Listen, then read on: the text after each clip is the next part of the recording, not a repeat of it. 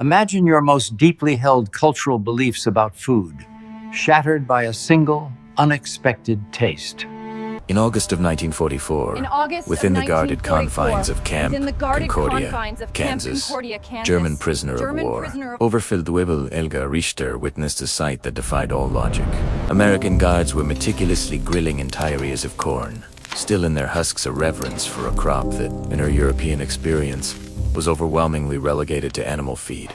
Its human consumption, a grim indicator of desperate famine. Was this simply baffling American ignorance of proper cuisine, or something far more profound that would redefine her understanding of an entire civilization? This isn't merely a story about a meal. It's about the seismic clash of two worlds, revealed through the humble corn cob.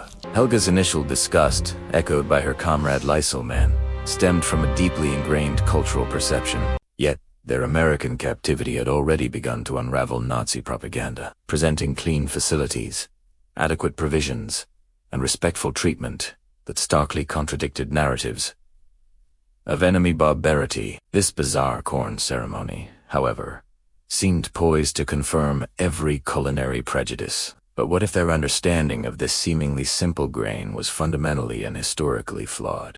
Before we delve into this incredible culinary awakening and its lasting impact on post-war Germany, take a moment to show your support by hitting that like button and share your initial thoughts on cultural food surprises in the comments below. We're about to uncover how a perceived pig feed not only transformed a prisoner's plate, but ultimately an entire nation's worldview. In August 1944, Helga scoffed too. Lyselman, they're cooking animal fodder, grilling corn like a delicacy, not pig feed. Lysel's uneasy laughter underscored the dissonance of their American imprisonment, which starkly contradicted German propaganda about enemy brutality. Clean facilities, ample food, and respectful treatment hinted at an American prosperity previously unacknowledged. Yet, this corn ceremony seemingly confirmed their assumptions about American culinary ignorance. In Germany, Helga continued, corn feeds livestock. Only the truly desperate ate it during severe shortages. And they've intend we ground it to hide the taste. Through the barracks window, they watched Sergeant Miller demonstrate grilling techniques to eager prisoner volunteers, turning the ears carefully, explaining in limited German as husks blackened and steam rose. Corporal Sarah Mitchell then invited them to the monthly cultural exchange dinner, themed American summer food traditions, noting attendance was voluntary. Helga, skeptical, asked if actual food would be served, or just more animal feed dressed up as human cuisine. Mitchell, her expression neutral, merely suggested, "You'll have to judge for yourself. Dinner is at 6 o'clock in the recreation hall." After Mitchell left, Lysel voiced her concern. "Should we go? I don't want to offend them. But I won't eat livestock fodder, to be polite." Helga decided, "We'll attend, if only to document more bizarre American customs for our repatriation report. Grilled corn for humans, our families won't believe it." This blend of duty and morbid curiosity led them to the evening event. That evening, 37 German female prisoners gathered in the transformed recreation hall. Grills blazed and the air filled with the aroma of roasting corn. Not the musty smell of fodder, but something distinctly sweeter, almost nutty. Sergeant Miller, addressing them in German, introduced sweet corn, picked this morning from Kansas farms, grilled with butter and salt. This is summer food in America, for family celebrations, community gatherings, simple pleasure. Helga and the others exchanged glances, confirming their shared belief. Americans celebrated by eating pig feed. This reinforced their views on European culinary sophistication versus American crudeness. However, Miller then removed a perfectly grilled ear, peeled back its charred husk to reveal golden, butter-glistening kernels, and an irresistible aroma that unexpectedly stirred Helga's hunger. "Who would like to try first?" Miller offered the steaming corn. The German women hesitated, torn between cultural prejudice and genuine curiosity. Helga, pushed forward by her peers as the ranking officer, approached the corn with a wariness one might show an unexploded bomb. "Just bite the kernels directly from the cob," Miller instructed, demonstrating. The butter and salt enhanced the natural sweetness. "Sweetness," Helga scoffed. "Corn isn't sweet. It's bland, starchy animal feed." Miller patiently clarified. That's field corn, what you feed livestock. This is sweet corn, a different variety of bread specifically for human consumption, developed by Americans for over a century. The distinction was lost on Helga, who knew only one type of corn. She accepted the hot, butter-dripping ear. For Germany, she muttered sarcastically, taking a bite with a look of martyrdom. The flavor explosion was utterly unexpected. Sweet, like summer fruit, yet buttery, smoky, and tender, not tough and starchy. The salt enhanced, rather than masked, its natural flavor. Helga chewed slowly, aware of every watchful eye. Her surprise was evident, prompting Lysel to step forward. Is it good? Lysel asked skeptically. It's not what I expected. It's actually pleasant. Pleasant? Lysel grabbed an ear, bitten with suspicion, and her eyes widened in shock. My God, this tastes nothing like the corn we fed to pigs. Within minutes, all 37 prisoners were savoring the grilled corn, the hall filled with sounds of enjoyment and confused chatter about this transformed animal feed. After a second ear, Helga approached Miller. How did you make livestock fodder taste like this? Miller replied, We didn't make it taste like anything. This is sweet corn's natural flavor when fresh, properly prepared, and respected as food. Americans have eaten corn this way since before the United States existed. Helga started, but in Germany double, quotes Miller gently interrupted. In Germany you only know field corn, for flour, meal, and feed. You've never experienced sweet corn because you've never developed the varieties or culinary traditions around it. The observations stung, prompting Helga to ponder how many other foods and possibilities Germany had dismissed without investigation. This corn revelation ignited weeks of discussion among prisoners about food, culture, and their entrenched assumptions. Helga was soon assigned to the camp garden, learning diverse crop varieties and agricultural methods emphasizing food quality. Corporal Peterson led Helga and other prisoners through the demonstration garden, explaining the 3 types of corn: popcorn, which Americans eat as a snack food, field corn for animal feed and flour, and sweet corn for direct human consumption. Snack food, Helga questioned. A corn variety specifically for snacking. Peterson corrected. We have dozens of varieties for different purposes. Americans take corn seriously. It's a native crop, developed for thousands of years. Your understanding of corn is just a small part of its story. Peterson detailed the differences. Field corn's tough, starchy kernels for meal. Sweet corn's higher sugar and tender texture for fresh eating. Popcorn's unique structure for popping. This represented an agricultural sophistication unknown in Germany, where corn was dismissed as inferior to wheat and potatoes. In Germany, Helga admitted, we considered corn a desperation crop, something Americans ate due to underdeveloped agriculture. Peterson, without judgment, countered. Yet corn is one of the most efficient crops ever developed. Higher yields than wheat, more versatile, better drought resistance. Americans chose corn not for lack of European crops, but because we recognized its potential. That, even Inga. On kitchen duty, Helga learned diverse American corn preparations, with Sergeant Williams, grilled, boiled, cut from the cob, sautéed with butter, and even baked into bread and muffins. Each revealed corn's versatility. My German grandmother initially refused corn. Williams shared, demonstrating how to cut kernels. Said it was pig food, but after trying it at a summer picnic, she made cornbread weekly and always grew sweet corn. It taught her not to judge food by prejudice. The story resonated with Helga Sergeant Williams. She ventured. How much else have Germans been wrong about? Williams responded, societies that thrive are willing to learn from others, rather than assuming they know everything. Over subsequent weeks, Helga became captivated by American corn culture. She learned about Native American agricultural traditions, developing dozens of varieties over millennia. American industrial success, she discovered, was partly built on corn's versatility: food, livestock, feed, raw material, even fuel. Corn isn't just a crop here, she explained to fellow prisoners. It's foundational to their entire system. We dismissed it as animal feed. They built a civilization around it. Are you saying we should have eaten more corn? Liesel lightly mocked. I'm saying, Helga thoughtfully replied, we shouldn't have assumed American food choices reflected ignorance, but rather sophisticated agricultural development. We simply didn't understand. September brought harvest season and an invitation for German prisoners to work on local Kansas farms, aiding American families and learning agricultural methods potentially useful for post-war German reconstruction. This is a significant opportunity, Sergeant Miller briefed. Kansas farmers need labor. You need practical education. The host families are German-American and specifically requested workers interested in corn cultivation. Along with 15 others, volunteered. 2 days later, she was on a truck to the Schmidt farm, 20 miles from camp. The Schmidt family, descendants of 1870s German immigrants, greeted them warmly.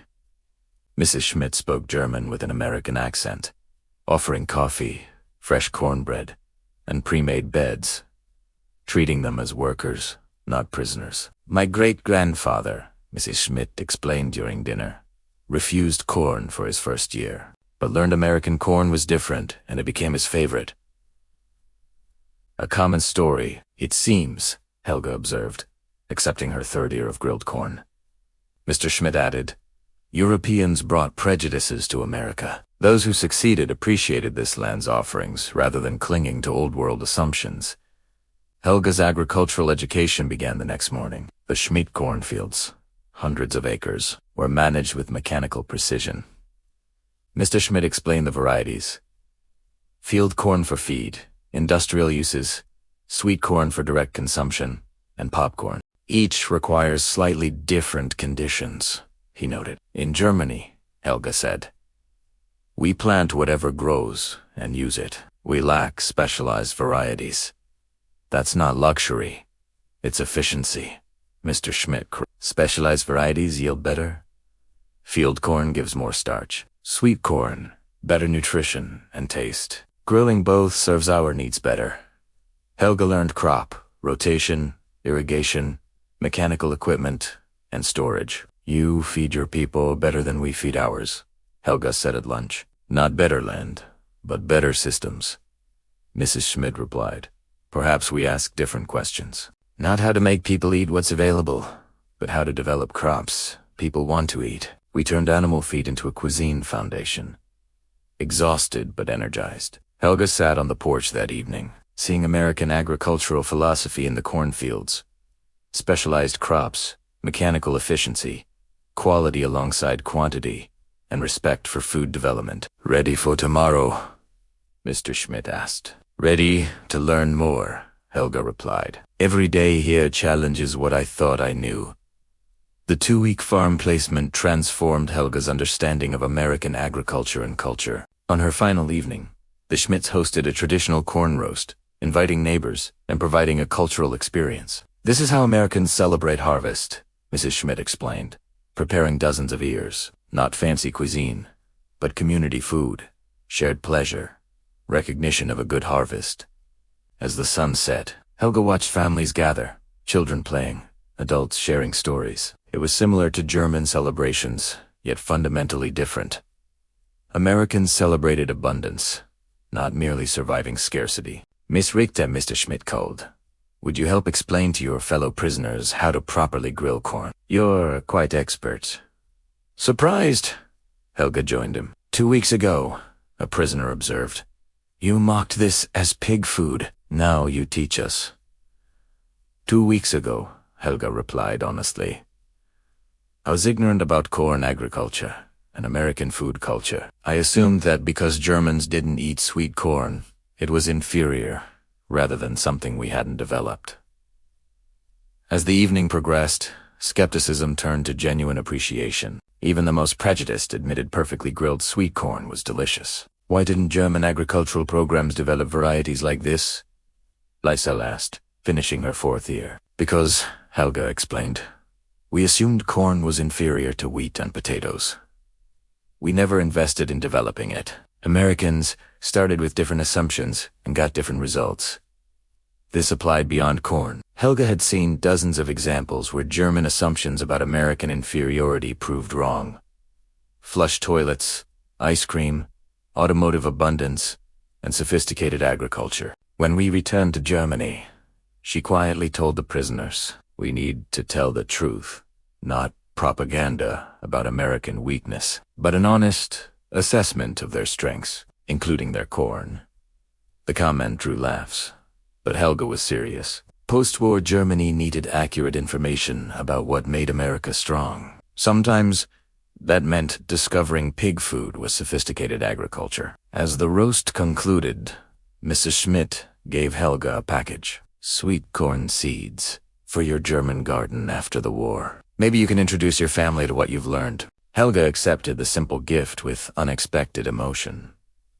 Seeds, a symbol of direct experience over prejudice. "Thank you," she said simply. "I'll plant these, and remember that the sweetest lessons often come from tasting what we initially dismissed." October 1944 brought cooler weather and Helga's new kitchen assignment: teaching German prisoners American corn preparation. The role felt surreal. A former Wehrmacht officer teaching enemy prisoners to cook a vegetable. She democked. "Today we'll make cornbread," she announced to skeptical prisoners. A staple of American cuisine, demonstrating corn's transformation into baked goods. "Cornmeal bread?" asked Greta Schmidt, incredulous. "Sounds like desperation food. Real bread is wheat." Helga recognized her own past prejudice. "I thought the same. But American cornbread isn't inferior. It's different, with its own textures, flavors, and uses." Under Corporal Mitchell's supervision, she demonstrated. Stone-ground cornmeal. Flour, eggs, milk, butter, sugar, baking powder. The batter differed from German dough. "The secret is the hot cast-iron skillet," she explained, channeling Mrs. Schmidt's teaching. Crispy crust, moist interior. It's not trying to be wheat bread. It's deliciously unique.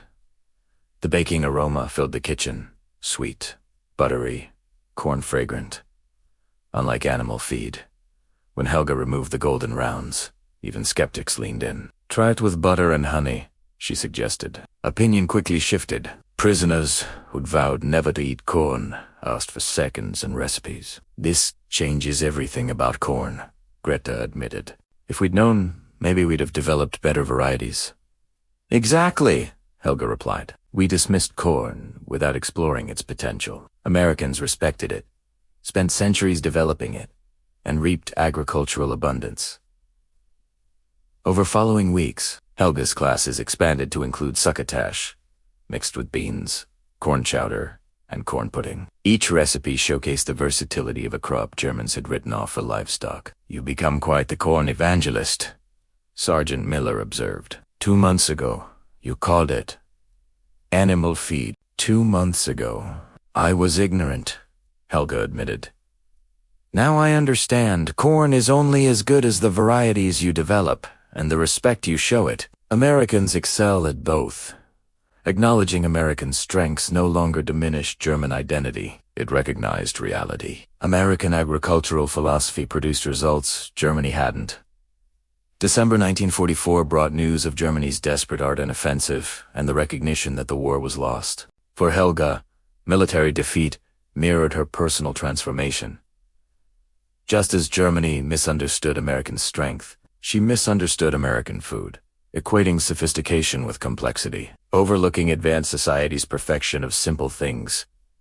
Lieutenant Williams summoned her. U.S. Department of Agriculture civilians awaited. "These gentlemen," he explained, "are developing agricultural education for post-war Germany. They want to discuss your experiences with American corn cultivation."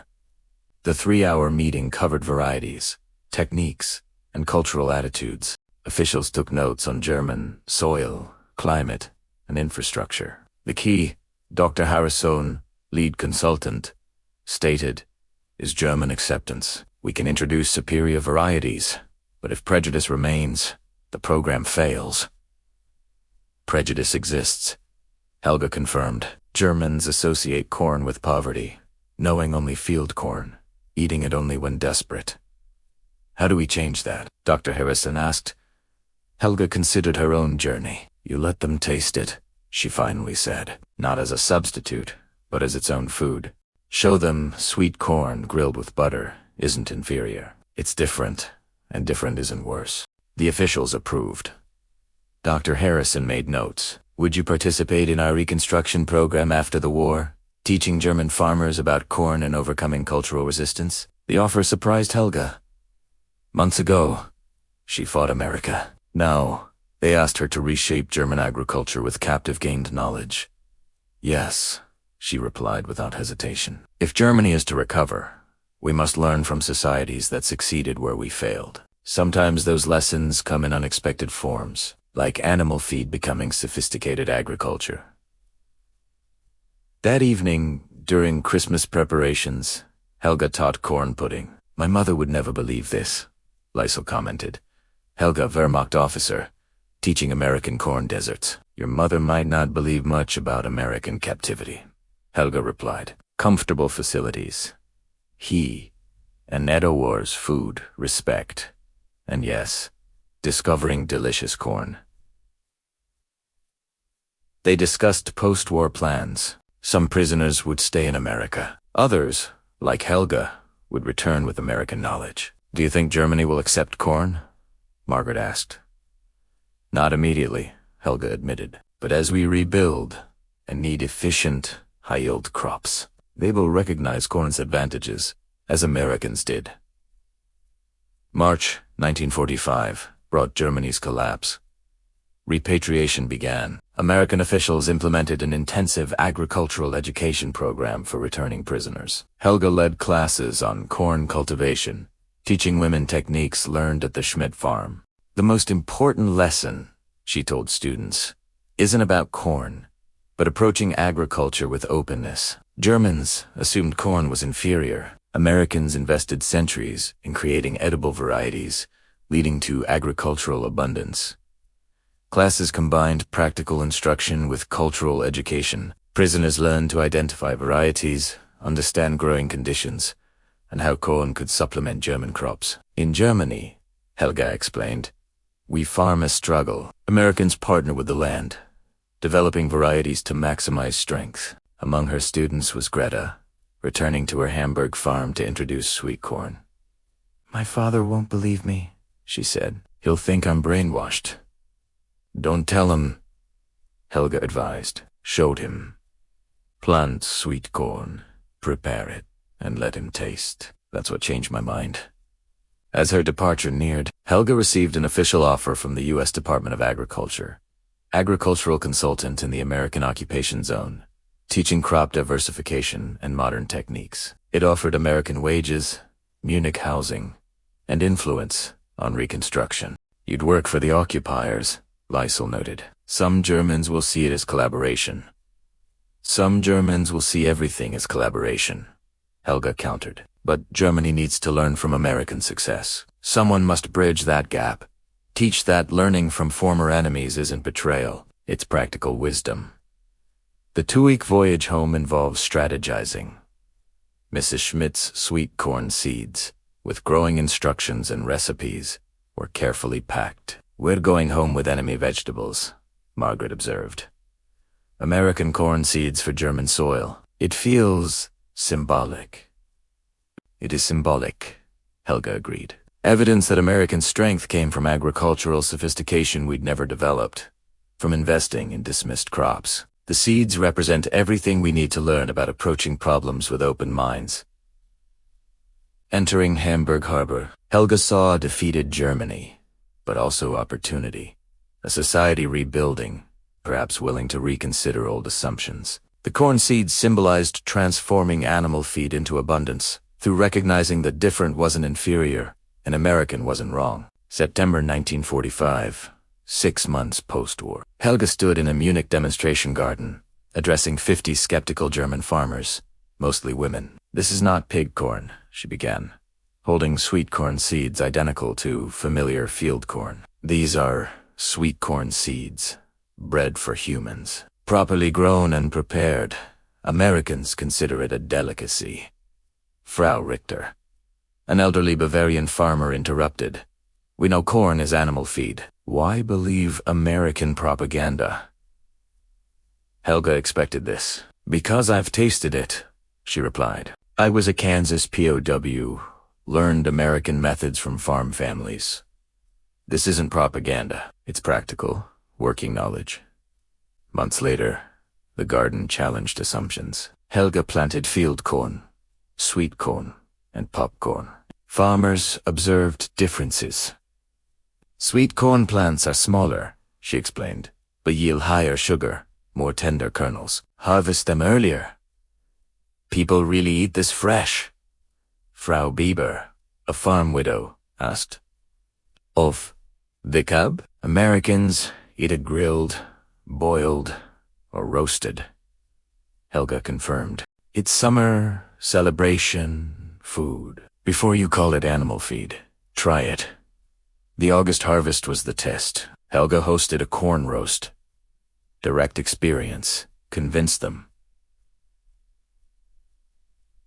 My goodness, Frau Bieber exclaimed, tasting grilled sweet corn. This tastes nothing like pig corn. Because it isn't, Helga patiently explained. It's a different variety, for different purposes. Americans created varieties worth eating. The demonstration garden's success attracted occupation authorities and German officials. Within a year, Helga led a network of experimental farms across the American zone, teaching thousands about diversification and modern techniques. You've become influential, Lieutenant Colonel Matthews observed. The corn evangelist converting skeptics.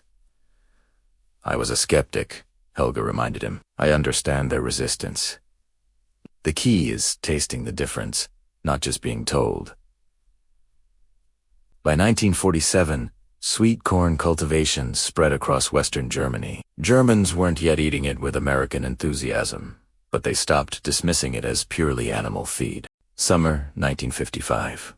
10 years after the war, Helga, in her Munich agricultural consulting office, prepared for a meeting on Germany's agricultural future. Outside, market stalls sold fresh sweet corn alongside German vegetables.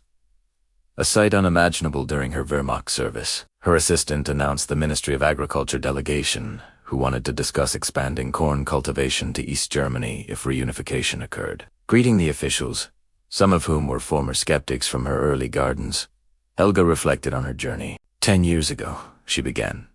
I laughed at Americans for eating what I considered animal fodder. Today, I ask you to consider corn a foundational crop for German reconstruction. That transformation represents what Germany needs to learn about open-minded problem-solving.